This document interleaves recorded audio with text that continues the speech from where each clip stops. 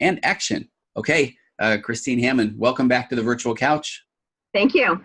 I honestly have gotten many emails that have said, when are you going to follow up on your people with borderline personality disorder podcast with Christine? Did I do that well? Did I do that well? Yes, you did that well. Yes. Okay.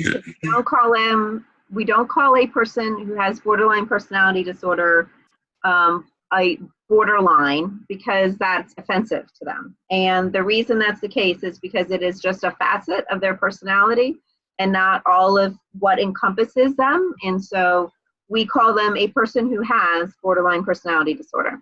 Okay. And I guess let's just jump right in, right? I told you before we record, this is one of those things where I don't deal a lot with people who have borderline personality disorder. I'll work with couples where then we see someone who may have borderline personality disorder, and that can interfere in the couple's work. So a lot of times we'll say, hey, why don't we do our own individual work for a little while, right? So I just want to do the thing where I put my head in my hands. It's like, tell me more, Christine. I want to know everything about people with borderline personality disorder. And before I get there, really quick though, does it get lumped in, or do you feel like, so I get people telling me now all the time that all they hear about is narcissism. Everybody is a narcissist. Right. And do you feel there's a similar feel with people with borderline, or is it? I do. Okay. In the sense that a lot of narcissistic females get labeled as having borderline personality disorder, and it's not the same. Like, there's a big difference between a narcissistic female and a person who has borderline personality disorder. And the other thing I feel like is there's a lot of misjudgment about it, or mischaracterization. In other words, somebody might say that person is so bipolar. Well, and they're not really bipolar. They actually have borderline personality disorder. And that's a very different thing, because somebody who is bipolar it's a chemical issue that can be treated chemically, actually quite effectively. Whereas a person with borderline personality disorder, that is something that is ingrained, and it's like part of who they are. And it is a personality disorder. It is not a chemical thing. We cannot treat it with medicine. Although medicine can help, because it can tone down some of the anxiety or depression that can sometimes be associated with it, there is no chemical fix for it. Okay. So does it follow a similar pattern to, I think when we talked about narcissism and we kind of said, you don't tell the narcissist they're a narcissist. I mean, no, we'd say that one. And then the other one that people always loved that we talked about was, if you're asking yourself, am I a narcissist? You're most likely not a narcissist, because there's that awareness. Are there some kind of general rules with people with borderline personality disorder? I mean, you're not, like you say, you're not going to go say, I think you're kind of like a borderline. Not going to go well? Yeah, that will go over really badly. And it's not something that you want to actually bring up with somebody until you get to what I would call a safe space, or a place in which they're really willing to hear it. And they're wanting to embrace it and asking about, hey, do I have a diagnosis? Is this something that's really going on? Because there's a lot of misperceptions about exactly what it is and what it isn't. Okay. And I actually was just on the phone with a client, and we were talking about this because a lot of teenagers, in fact, sometimes look like they have borderline personality disorder, but really it's just the normal moodiness and of being a teenager that kind of like makes you run a little hot and cold with people. And so it's not necessarily a personality disorder. It's just the moodiness that goes along with the fluctuating hormones of being a teenager, which is why we don't diagnose until way past 18 for this disorder. Okay, and do you mind maybe, take us on a little journey of, and wherever you want to begin, whether it's here is what a personality disorder is, or here's where this begins, or what it looks like. Now I want to learn. Great. Okay. So going back, just like as a brief summary, personality disorders are a component of 3 parts. And the first is DNA, meaning that there's a certain element for which you are born into it. And so you have a family member who has a personality disorder. It doesn't necessarily have to be borderline personality disorder, but that exists. So that trait exists within your family tree. So that's part number 1.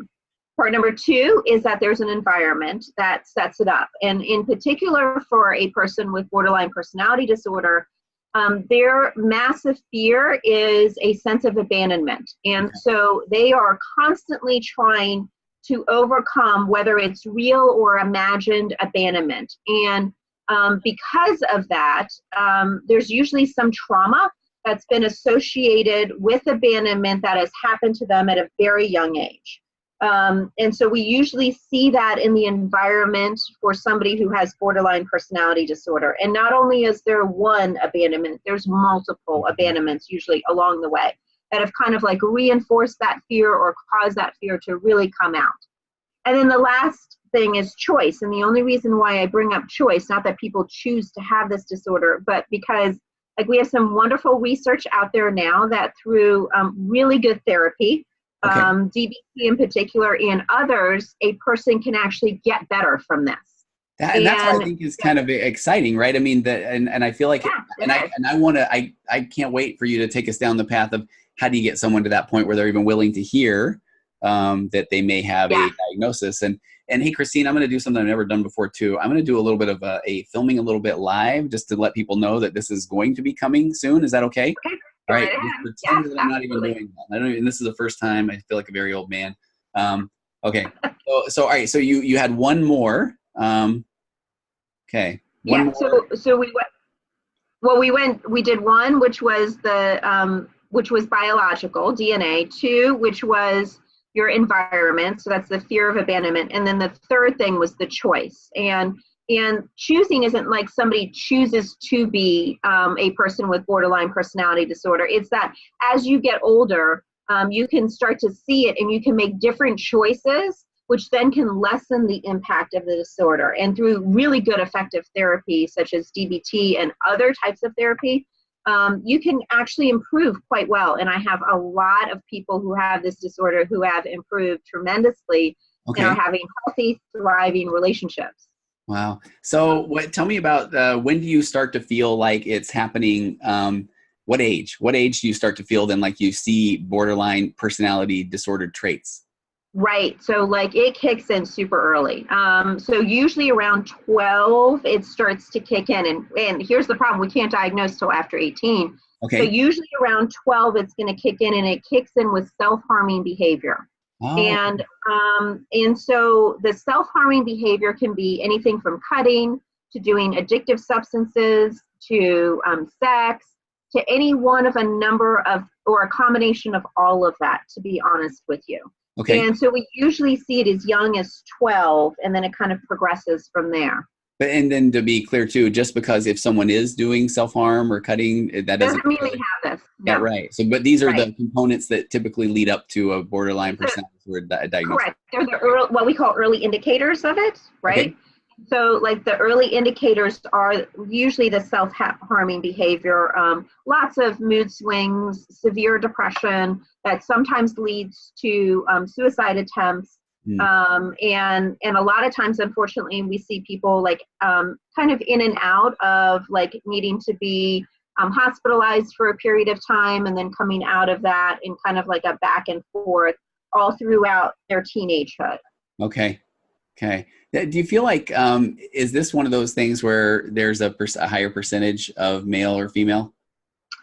So, interestingly enough, like you would think that it was more with females, but it's not. Like if you really look at the hardcore statistics of it, it's almost 50-50. Yeah. Oh, okay. And so strangely enough, people in the past have thought and almost treated this as some kind of like female disorder, but it's not.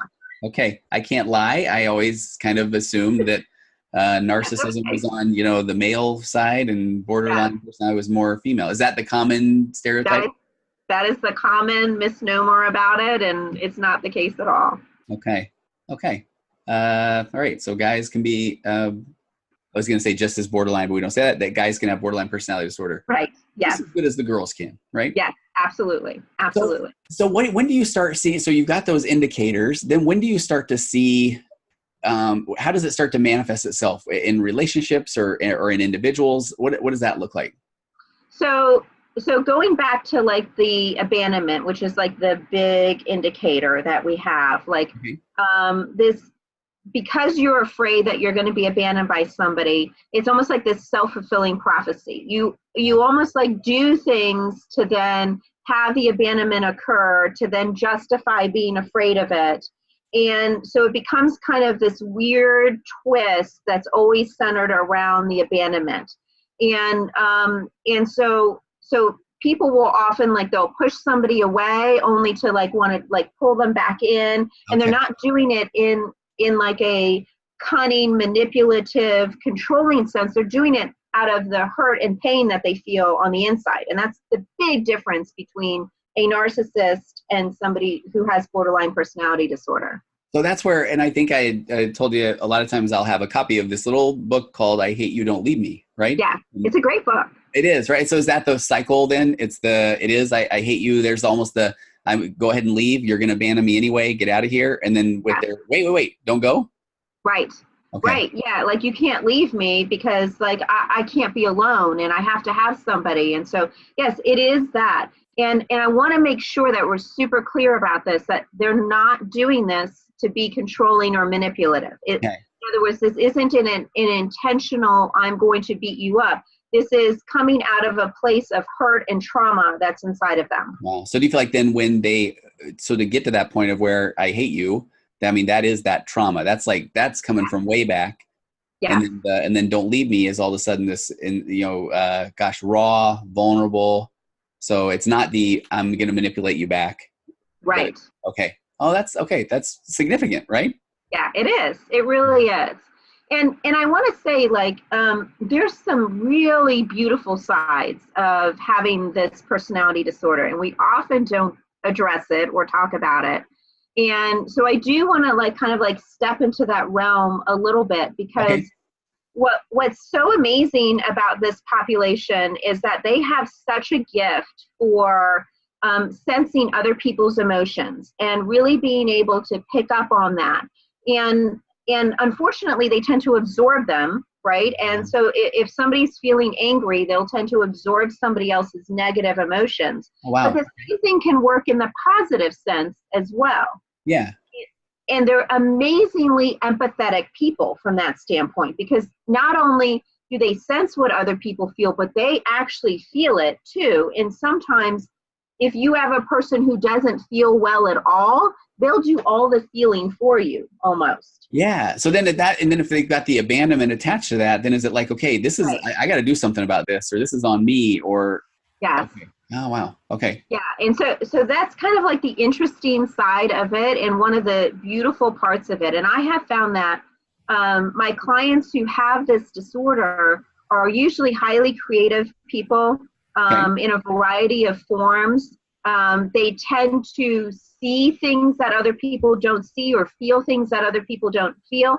And when they use that like sixth sense that they almost have to like make their art, or make their drawings, or make their writings, like and pour into it, it's amazing what comes out on the other end of it. Like you really feel this strong connection with them because they're so incredibly transparent in whatever form that they decide to express their creativity in. And then also, do you feel like that transparency then works its way into also whether it's the anger or the love, or so they're gonna love hard, they're gonna anger hard? Yes, exactly. Okay. So like one of the examples I often give people is Vincent Van Gogh, who, like, if you look at his life and look at his history, clearly had this disorder. And he did 900 paintings in 11 years. So just like a perfect example of somebody who just like poured himself out. And he did everything from like amazing flowers and some of the places where he lived, and portraits, all the way to the times when he was really hurting. And we have Starry, Starry Night that came out of him being literally in an insane asylum, which is what they called it back then, as a result of him just so upset over a fallen relationship. And so it's a very interesting, he had a very interesting life, but that is like the perfect translation of what I'm trying to express. Okay. Like some of the gifting of that disorder is that they have this like rawness about them. And when they share it and show it with somebody else, and somebody treats it and sees it as valuable and beautiful, it can be just such a lovely thing. But when they see that rawness as being like too much, like that's overexposing, then that's where you get a lot of pushback from other people. Okay. So then if a spouse, for example, really doesn't have an idea of what a borderline personality disorder person looks like or needs emotionally, or can they actually then be just, I don't know, feeding it's the right word, or definitely not nurturing it? Yeah, and they could actually be doing more harm than good, okay. And not even realizing what's happening in that moment. And so if you're in a relationship with somebody who seems to run very hot and cold with you, and like everything I've said kind of like feels super familiar, then that's kind of a time to like take a step back and say, okay, might I be dealing with somebody who has this? And if I am, like, what am I doing to make the situation worse? And how can I make that better? And oftentimes it's just creating a stable, safe environment for them where they feel like they can express themselves and be heard, and not have to worry that somebody's going to run away, or somebody's going to overreact, or, you know, take an offense to what they're saying. And when they feel that sense of safety, everybody tends to settle down, and it goes so much better. And to be fair to, I guess that's a dramatic way for me to put that, but so it can be difficult though for a partner, true? You know, even if they know, because I feel like, so there was a while at a practice I was at where there was a woman there, a really good therapist, who kind of, you know, she would joke that she was becoming and doing a lot of work with borderlines, which can be draining. That's what we always, right? Or people with borderline personality disorder. And so then I would often get the spouse. And so just processing a lot of that is that, you know, they would often feel like they just can't kind of take that hot part, you know, talk about running hot and cold, or that emotion. But now I'm kind of wondering, is that because they didn't have the skills? Or, well, probably yes, but then also, even if they have the skills, it could still get pretty heated. Is that true? Absolutely. And and that's why both need to be in therapy, right? Gotcha. Yeah. And so like that's why both parties need to be in their own individual therapy, and then also therapy together, so that they can learn how to interact well with one another. Because that's the important equation. But once you do get them on a good rhythm, they tend to do quite well. Okay. Is the key, well, I won't even put it there yet. Well, no, so I was gonna say, is the key, but then this shows how little I know in this world at times of, I would say, but is the key, who do you start with? Who has to have the awareness? Because when you said earlier, here was my train of thought, when it was like, if some of these things are sounding familiar, which I know they will for people listening, my first thought was, hey, do we go down the diagnostic criteria of, are these things there? But then if you notice that, again, you don't go to your partner and say, I think you're borderline, right? Right. So, please don't do that. Please don't do that. Okay. Please don't do that. On many levels, don't do that. Right? So then, talk to a therapist, please. Okay. And one who knows about borderline personality disorder. Well, and one who understands it and is comfortable with it, because, you know, like you kind of alluded to, like not every therapist like even wants to do this or enjoys being with this population. And so it has to be somebody who doesn't see this is something awful, but rather something that you can totally embrace, and that everybody can get along, and we can learn how to function with one another. And that's okay. So I'm thinking in the therapist brain, I mean, I know you deal with people, narcissists, you deal with partners of narcissists. I mean, I love that. I'll work with that population all day. So, but there's got to be people out there that feel the same about borderline personality disorder. Absolutely. Okay. Do you work with a lot of them? I mean, is that another one of, I remember from our first, your confidence, you know, you've helped so many people that have heard the podcast we did feel like they aren't going crazy if they're in a relationship with a narcissist. Do you have that same passion about borderline personality disorder? I absolutely do. Okay. And so I embrace most all of the personality disorders just because I'm very comfortable with them and understand how they got there. But yes, I absolutely have the same passion for it. I call having this disorder a gifting and not a curse. And so I really do believe that about it. And it comes across when I'm working with my clients. Do you think it's fair for us to run down the diagnostic criteria right now? I think that's so important. And so, yes, I'm going to have to put my glasses on real quick. No, that's good. But I'm glad that we were able to frame it in a positive way, because I think if we would have started out like, does your spouse experience, do you experience and lay out these things? Somebody's be looking like, yeah, she does. But right. So I like that you're saying of like, okay, there is stuff that can be done here. And now it's have you experienced any of these? Right. So I'm going to run through the criteria. Okay. So it's a pattern of instability of your relationships, of your self-image. And there's some impulsivity that begins in early adulthood. And we've usually seen it like 5 years prior, meaning that's the age 12 that I was talking about. It usually starts around there. Okay. So we're looking for these other things. We're looking for frantic efforts to avoid either real or imagined abandonment. In other words, that the abandonment doesn't actually have to be occurring. It can be like they're worried that it's going to occur, right? And so that is one of the characteristics. The next is a pattern of unstable and intense personal relationships. So, and it's characterized by alternating extremes of devaluation and idealization. So that's the I love you, I hate you, I love you, I hate you.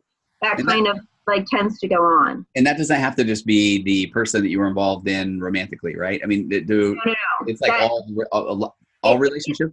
Pretty much. And so like you're going to see that with their parents. They're going to feel that way about their parents. They're going to love their parent one month, hate them the next month. As a therapist, like my clients who have this disorder, 1 month they, love me and tell me I'm an angel, and the next month they tell me I'm the world's worst therapist. And so like, that's okay. Like that's kind of what we deal with, and there's nothing wrong with that. They're entitled to their opinion. And so that's how that works. You actually just a quick therapist epiphany moment though, when I was talking about this earlier times, it was a shiny new therapist. And so that was the part where if they're going to tell me I'm a crummy therapist, then I feel so bad. Now you're right. I mean, if I have someone bringing the issues around narcissism and they can tell me whatever they want, I just view that, okay, thank you for feeling comfortable enough to share that and for offering me that data to work with. So so I hear you. If you get to that place where you recognize this isn't necessarily on you, this is right, then it's like, thank you for the data. We can work with this. Right. Absolutely. And getting comfortable with saying, okay, well, like, what is it? What did I do? What did I do to cause this? Or what did you sense, or what did you feel? Because that's more the case with this population. And so I'm very aware of when my clients walk into the room that I am not carrying anything from my previous sessions into that session, Yeah. They can pick up on it super fast. And I don't want that energy to interfere with ours. So like as a therapist side note, like be super careful that you don't do that with this population in particular. You're not processing anger around the people that just left, because then this person's gonna be like, wait a minute, right? Or are they saying this because they think that really I'm doing that and that's the way they're doing that, or is this person whatever, right? They could It's almost like you can't leave that energy in the room, right? Because they will feel it the second they walk in there, and it's not even theirs or yours. It's like leftover from previous session, but they will feel it. So don't do that. I'm sure there's a Febreze that takes care of that. Get rid of it. Yeah, exactly. Whatever you need to do to get rid of it, get rid of it. Okay. So the next one is like an unstable self-image or a sense of self. So like that's where they, like love themselves or not love themselves. So the same thing that they're doing to other people, they're doing to themselves. And so this constant unstable sense of themselves and self-image, which is very problematic. Next, we're looking at like an impulsivity. And that impulsivity is usually in 2 or more ways. So it could be spending, sex, substance abuse, reckless driving, binge eating, any one of a number of things. So there's at least impulsivity, meaning that they just react very quickly to something and they kind of like fall into that addictive pattern or behavior very fast.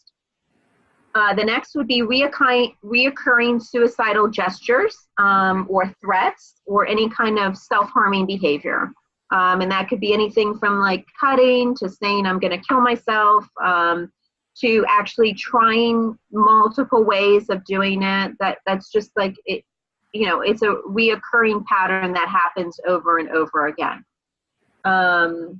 Next, we have like instability of a mood. So like extreme irritability, extreme anger, extreme anxiety, that just all of a sudden comes on. Like, and you're not quite sure where it's coming from, but it just like seems to come out of nowhere.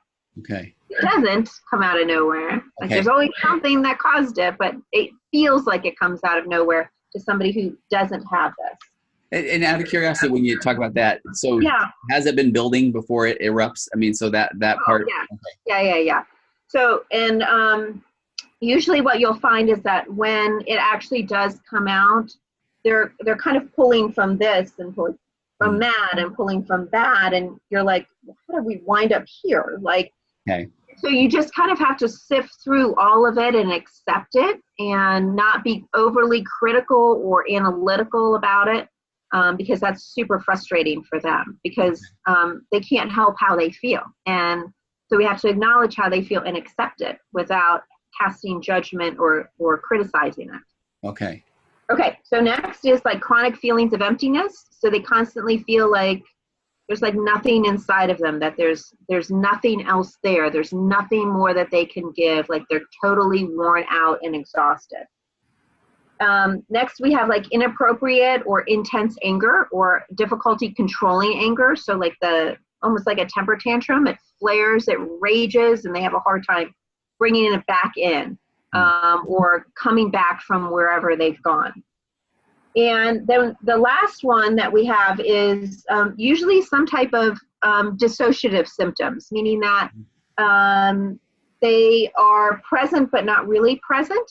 And they might feel like they are outside of their bodies, kind of like looking in on a situation, like it's almost happening to somebody else.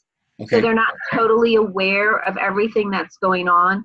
And that is probably, to me, outside of the fear of abandonment, like that is the number 2. Like it shouldn't be at the end of that list. It should be like number 2 after abandonment, is being a very strong indicator of borderline personality disorder, because nobody else really has that except for this population. What does that look like though? Because I mean, I know that when you can sit in the room and have somebody talk about, man, I felt like I was, having this out of body experience, or I felt, but what is, if your partner, if you feel like if they have a borderline personality disorder diagnosis, what are they seeing? What are you seeing when somebody's doing that? So I'll give you a great example. This actually happened in session with me one time, and it was a couple that was coming in to see me.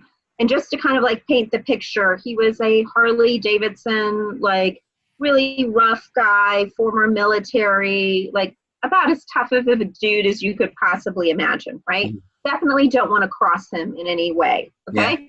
And so she was coming in because she was upset at him over something, and we were kind of like talking it through, and he had made some comment, and you could see on her face that she got really angry and very upset. And I didn't realize she had borderline personality disorder at the time, or I might have like stopped it sooner.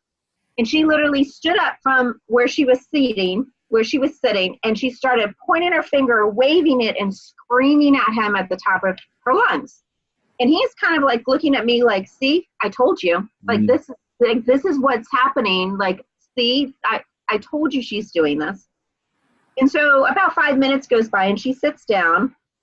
For whatever reason, I just like, my instincts told me, don't interrupt her, just play this one out. And so she sits down, and I give her like a breath, like to catch her breath. And then I say to her, do you remember what we were talking about? And she literally skipped over the entire time that she was yelling at him and picked up the conversation from before. And so I stopped her and I said, yeah, hon, we were talking about that, but then you stood up and you were waving your finger at him and you were yelling at him. She's like, no, I wasn't. Okay, here we go. And I said, okay, there it is. So that's kind of like what it looks like. So for them, like this is the hard part. Like, they don't even necessarily know the words that are even coming out of their mouth in that moment. And they don't even necessarily, they can feel the emotion sometimes, but if they dissociate when it's happening, they may not. And it doesn't last for very long. It lasts for short periods of time. but what that is it's a defense mechanism that is literally kicked in their brain and said, time out, this is too stressful, too much for us to handle, we can't bear it any longer, so we're going to explode and we're going to like pretend we're not even here when it's happening. And so it's a defense mechanism that Freud identified like way back in the very beginning of learning about psychology. And once that kicks in, like sometimes they have vague memories of it, or they might have total memories of it. And it kind of like, it just depends on the person, or no memory of it. Yeah. Okay, can I go on a tiny tangent that has to do with some of the things in narcissism? So you have me thinking, I mean, I do feel like I've had those experiences, or if I'm working with a couple, that there will be the talk about, and then she'll do this, or she said this.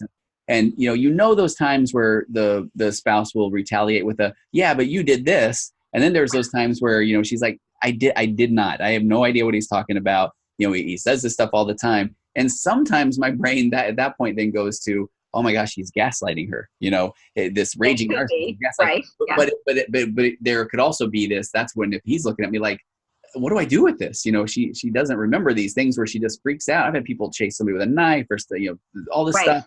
Yeah. Right. So that's a most likely. Absolutely. Absolutely. They could have dissociated and so then they're not even present and they're not fully aware of all that's going on. And so it takes a little bit of kind of like almost detective work to figure out which is the difference between the two. Yeah. Usually when you separate out people, you can find things out a little bit better that way.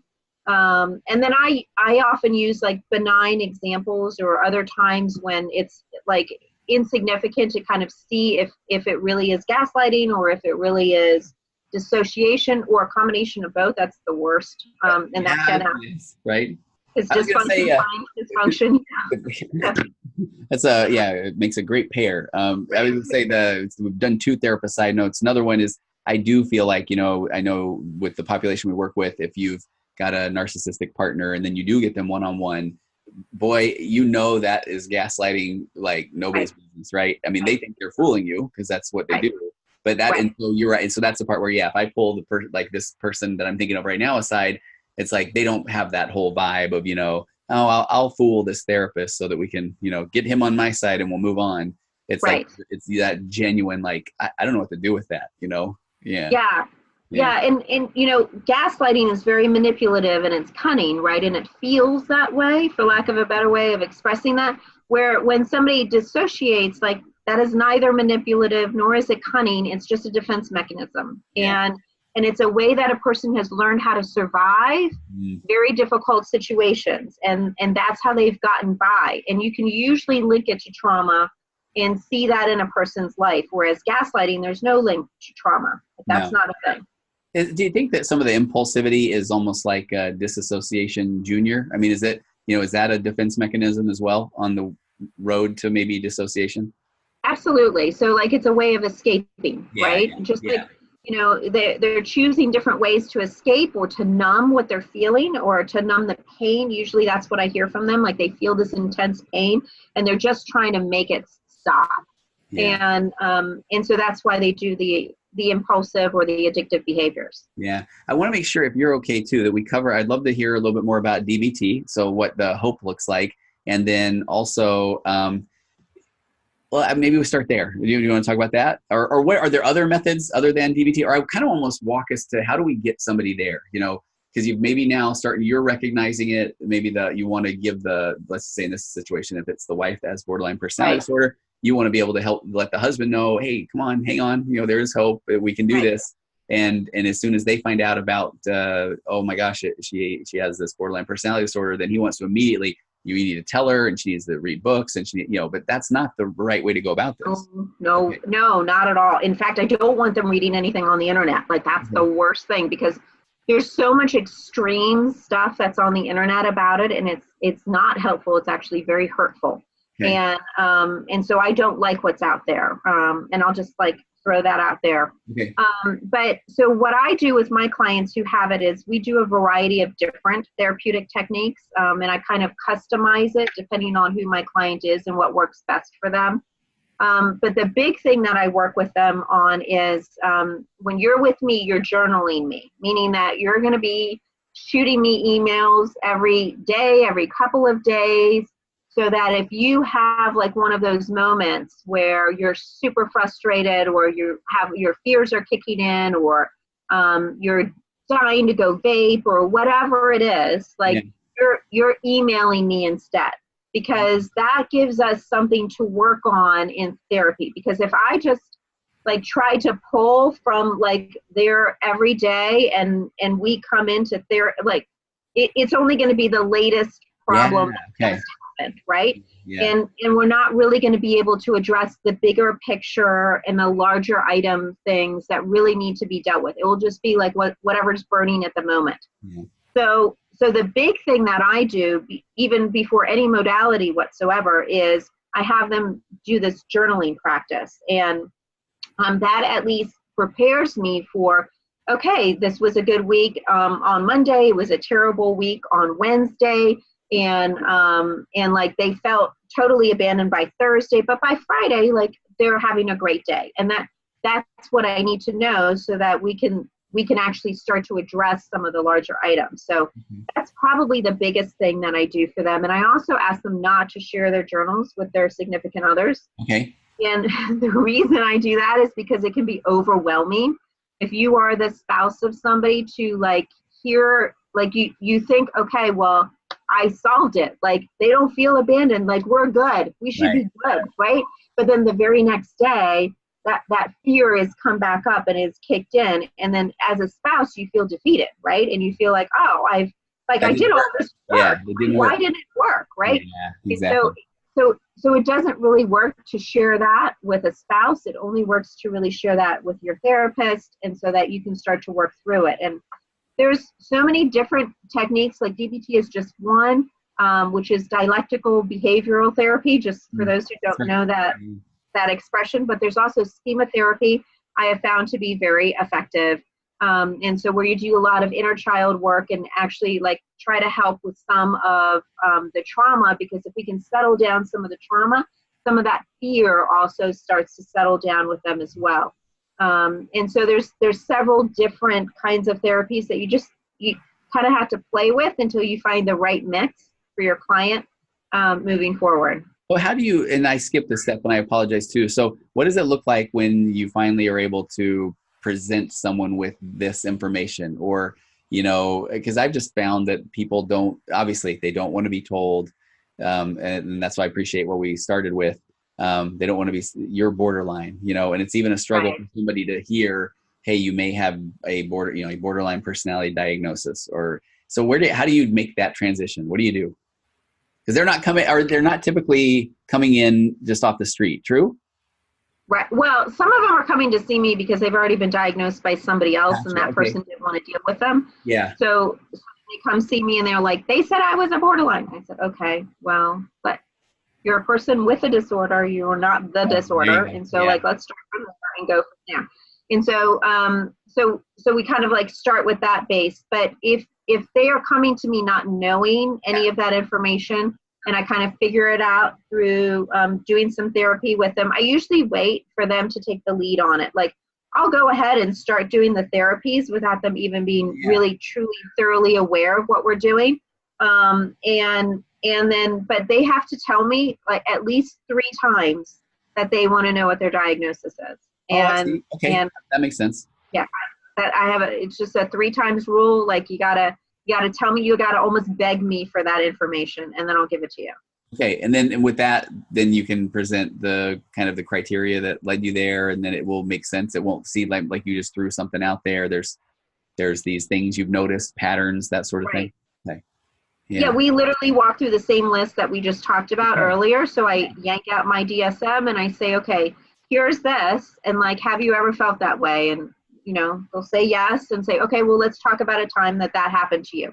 And so for every single example, we're going through and kind of like, they're starting to see, oh yeah, that does apply to me. Oh yes, this has happened. Yeah, that's true. Yeah. And we're giving examples for all of it. And so by the end of it, they're able to see it more fully and kind of rest in it and say, okay, so that does like pull all the little puzzle pieces together. So like, now what? And the now what part is where we get into the different kinds of therapy, and then deciding whether or not, sometimes we don't tell a significant other, you know, it just depends on the situation. I don't want to add any fuel to a fire. Like, for instance, if I think the relationship is going to end, if they're married and they're going to head into divorce, the last thing I want to do is give a potential ex like more ammunition to harm, you know, my client. And so we won't share if I think it's going to wind up headed in that direction. But if the spouse is totally committed, wanting to be present, and is willing to go through their own therapy and get some help as a result of this, then yes, we do. Well, I like what you said about, so then the experiences that I have had that have been positive, it is the, you know, have you ever felt, and then I like how you said that the puzzle pieces, because I feel like those experiences, and I have been in that moment, at least, it's like, yeah, I have. And it almost is a moment of, okay, so I don't know, but I'm not crazy. You know, there's that, here is something that I can work with, but then, you know, but then I feel like then there's me going, okay, good. All right, we've got this, but this is a person who has had a history of these, I hate you, don't leave me moments. Right. So, have you ever then they come back around the next day or the next week, and then it's like, now there's that emotional dysregulation again, or the, wait a minute, I'm not that, or, I mean, maybe that's because they start reading on the internet. I don't know. Oh, yeah. Well, and that's exactly what happens. They get on the internet, right? Because even though I tell them 1,000 times, don't get on the internet, they get on the internet because everybody does what you tell them not to do. Yeah. And so they get on the internet and they read something. They're like, that's not me. I'm not crazy. I don't do blah, blah, blah. And I'm like, no, you're not. Like, and there's all different levels of it too. Like there is people who have a mild form of it to all the way the full-blown personality disorder, and then we have like narcissism or sociopath or paranoid mixed in with it. So like you have everything from like just like super mild case all the way to your more severe cases. So and that's an important component too, to make sure that you explain like kind of where they are on that spectrum. Yeah. I told you I would only take half an hour. I took 50 minutes. I feel bad, Christine. You are fine. So good though. I really appreciate all that you shared.